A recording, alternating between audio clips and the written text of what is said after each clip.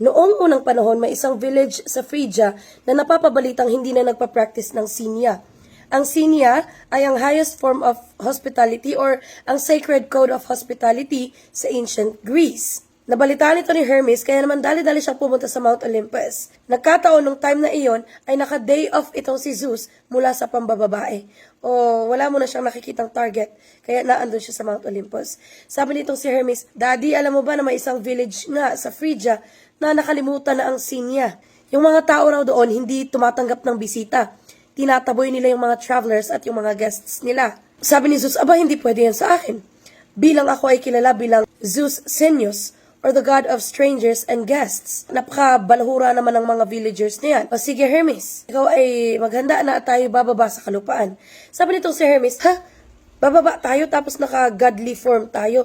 Alam mo naman ang mga tao na kapag nabalitaan nilang bibisita ang mga gods or goddesses, ay nagkukunwari sila, mapagkunwari sila. Naglilinis bigla, pinapaligpit yung mga kung ano-ano, naghahanda ng maraming pagkain, magpapakitang gilas sila, magpapasubmit ng kung ano-anong reports para masabing sila'y mabuting manggagawa sa kanilang kagawaran.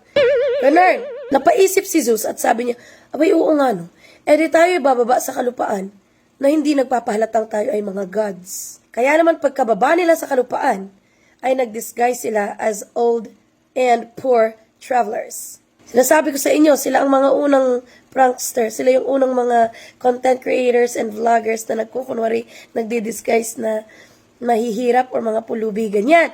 Nagsimula silang mga tok from house to house. Inuna nilang katukin yung mga pinto ng mga may mayayamang bahay. So inaasahan nila na kapag kinatok nila, ay kahit papaano ay magbibigay sila ng pagkain o kaya naman ay tatanggapin sila bilang bisita kahit isang gabi man lamang. So unang katok, hello, pwede po bang makahingi ng tubig? Ganun. Sabi ng isang mayaman, sino ba kayo? Hindi ko kayo kilala. Doon kayo sa far away. Huwag kayong lalapit dito kasi baka magasgasan yung aking door. Kaya umalis sila.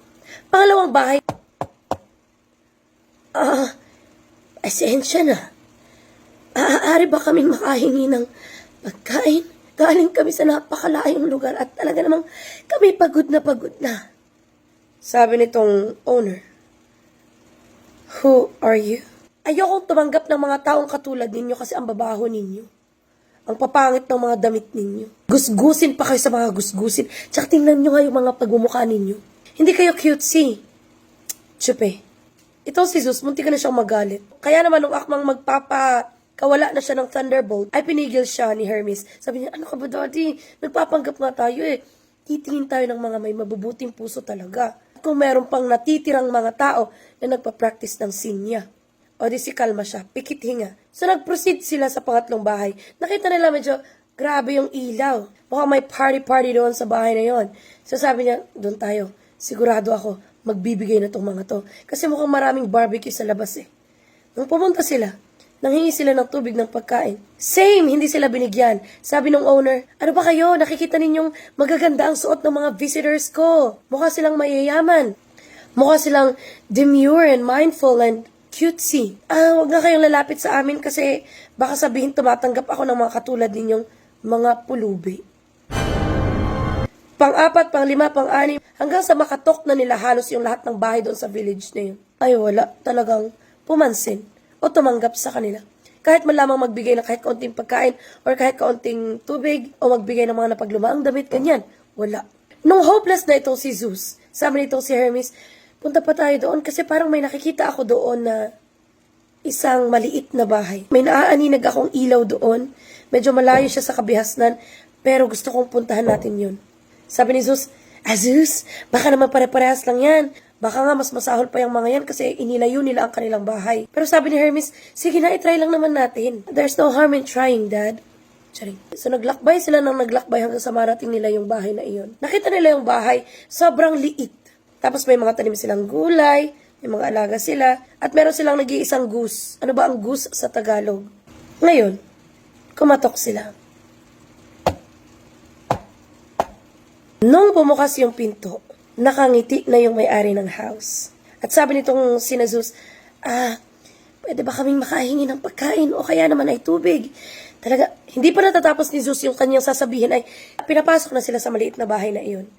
At ang nakatira sa maliit at humble home na iyon ay sina Baucis at Philemon. Sabi ng mag-asawa, ay naku, sige po, pasok kayo. Pasensya na kayo kasi medyo maliit yung bahay namin. At pinaupo sina Zeus at Hermes na nagpapanggap pa rin as poor travelers doon sa isang rough and old na upuan na gawa sa kahoy. Sabi ng mag-asawa, ay naku, pasensya na kayo kasi ito lang yung upuan namin. Wala kaming masyadong magarbong mga gamit. Ngayon, ang ginawa ng mag-asawa, nag-prepare sila ng food. At yung nag-iisa nilang goose, ay binalak pa nilang katayin. Pero nung hinuhuli na nitong si Philemon, yung goose na iyon, ay tumakbo siya.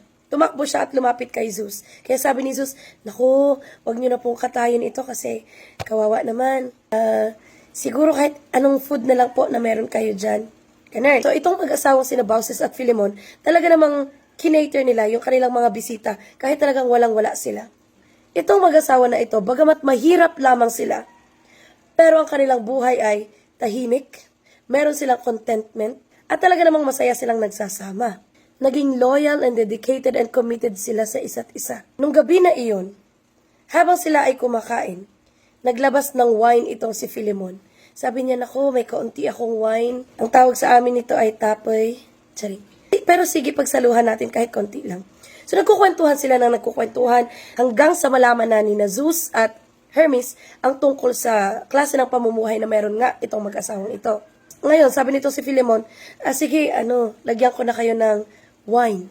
Pero, napansin ng mag-asawa na habang nagsasalin sila ng wine, hindi na uubos yung laman noong pitchel o nung container nila. At laging napupuno kahit magbuhos sila ng wine doon sa mga baso. Napakamot ng ulo itong si Philemon at sabi niya, Baucis, honey, pumunta ka nga dito at ako'y may sasabihin sa iyo. Napapansin mo ba yung baso ng wine na kapag binubuhusan natin hindi na uubos? Parang miracle na napupuno ulit yung ating container. Parang hindi na uubos yung wine. Sabi ni Baucis, aba, akala ko ako lang nakakapansin. Hindi kaya mga gods ang mga bisita natin na ito? Nung marinig na iyon ni Zeus, ay nag-transform na sila sa kanilang divine form. At hindi nga nagkamali sina Baucis at Philemon, nalaman nila na sina Zeus at Hermes nga iyon.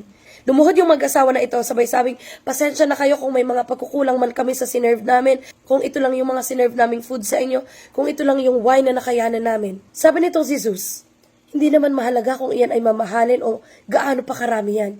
Ang mahalaga sa akin ay bukal sa puso ninyo ang pagbibigay, ang pagtulong, ang pagtanggap ninyo sa amin sa inyong pamamahay. Ngayon, ang ginawa ni Zeus at Hermes ay inaya nila itong sina Philemon at Baucis na umakyat sa bundok. Diba? Sinong hindi ngayon? Pinaakyat pa yung mga matatanda doon sa bundok. Pero, nung naando na sila sa tuktok ng bundok, ang ginawa ni Zeus dahil sa sobrang galit niya na wala na siyang nakitang hospitable at mabait doon sa village na iyon, ay nagpakawala siya ng mga ulan hanggang sa ma-flood yung village at nalunod lahat ng mga naandon sa lugar na iyon. Ang natira na lamang ay itong sina Baucis at Philemon. Ngayon ay tumingin naman si Zeus sa mag-asawa. Sabi niya, dahil kayo ay mababait, dahil busilak ang inyong mga puso, bibigyan namin kayo ng reward. Sabihin niyo sa akin, anong hiling ninyo at tutuparin ko. Gusto niyo ba ng sports car? Yung red? Charing. Doon sa bundok na iyon ay nagpatayo itong si Zeus ng Grand Temple. At ang sabi niya sa mag-asawa, kayo ang mag-aalaga, kayo ang magiging caretaker ng Grand Temple na ito. Pero sabi nung dalawa, ayaw naman namin ng wala naman na kaming ibang hinihiling kundi ang magkasama. Ang hiling na lang sana namin, pwede ba na kapag kami ay namatay ay magkasama pa rin kami? Kaya naman, nung sabay silang mamatay, ay transform niya sila bilang oak tree and linden tree. Kaya naman daw kapag nakita natin ang linden and oak tree, magkasama silang nag-grow at parang magkayakap sila. Ito raw ay simbolismo ng wagas na pagmamahalan ni Baucis at Philemon. Yan. Kayo ba, kapag ba kayo nagkandamatay sa mundong ito, anong transformation ang gusto nyong maging?